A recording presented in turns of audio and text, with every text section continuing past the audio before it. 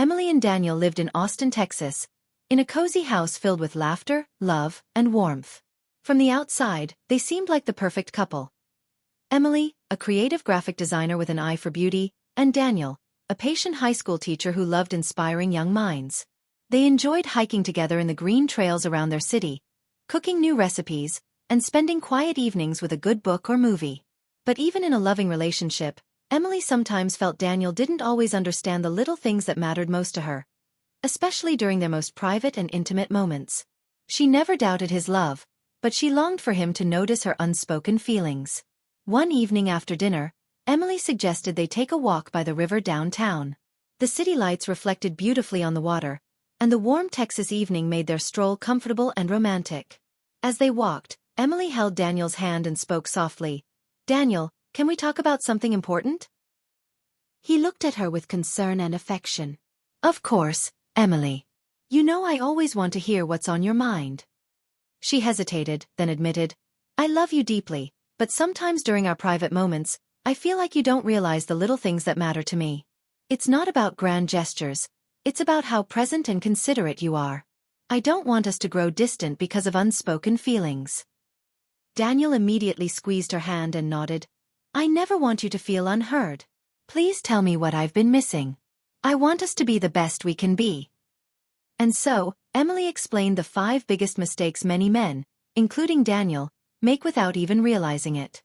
She spoke from the heart, not with blame, but with love, and Daniel listened carefully, eager to learn.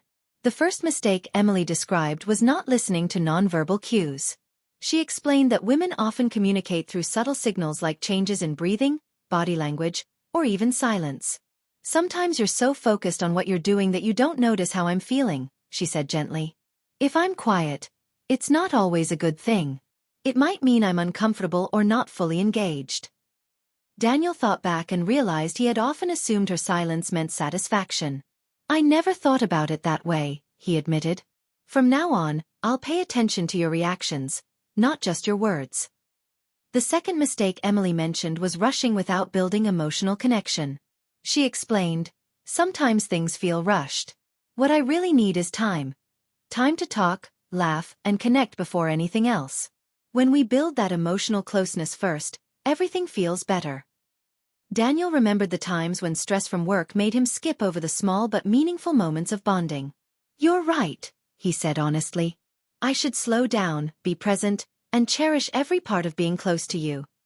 The third mistake was making it one-sided. Emily confessed, "There are moments when it feels like it's more about you than about us. I want to feel like we're sharing the experience, not just going through motions." Daniel felt a pang of guilt. "I don't ever want you to feel left out. From now on, it will always be about teamwork, about making sure we both feel loved and fulfilled." The fourth mistake Emily pointed out was avoiding honest communication. She admitted that sometimes she held back her feelings because she didn't want to hurt him.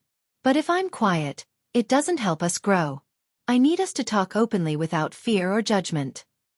Daniel nodded and said, "That makes sense. I want you to feel safe telling me everything, even the hard stuff. If we can't be honest, we'll never improve." Finally, Emily explained the fifth mistake: forgetting romance outside the bedroom. She said, "I need romance beyond just those moments. Surprises, compliments, thoughtful gestures, those mean so much. They make me feel cherished, not just wanted." Daniel smiled, already thinking of ideas. "How about I take you on a surprise date this weekend? Something simple but meaningful." Emily's face lit up. That would mean the world. That night, Daniel didn't feel discouraged. He felt grateful. He realized Emily's honesty was an act of love, a way of showing that she wanted them to be stronger together. Over the next few weeks, Daniel put Emily's advice into practice. He listened more carefully, noticed her nonverbal cues, and slowed down instead of rushing. He made sure that their moments together were about both of them, not just one person. He encouraged her to speak openly, even when it was uncomfortable, and he added little sparks of romance into their everyday life. Emily began to notice the difference quickly. Their relationship blossomed with renewed tenderness and joy. They laughed more often, supported each other more deeply, and rediscovered the small joys that had first brought them together. One evening, Emily smiled at Daniel as they cooked together in their kitchen. "You've changed so much in such a short time," she said warmly. "I feel more connected to you than ever." Daniel hugged her and whispered, "I didn't change because I had to. I changed because I wanted to. Loving you means listening, growing, and showing up for you every day." Emily's heart swelled with love, and she realized that the mistakes that once felt like barriers had now become stepping stones toward a stronger, healthier bond. The 5 lessons they had talked about weren't just about intimacy. They were about communication, patience, empathy, and love. The story of Emily and Daniel shows that true intimacy isn't about perfection. It's about being present, listening with an open heart, and being brave enough to talk honestly about what matters most.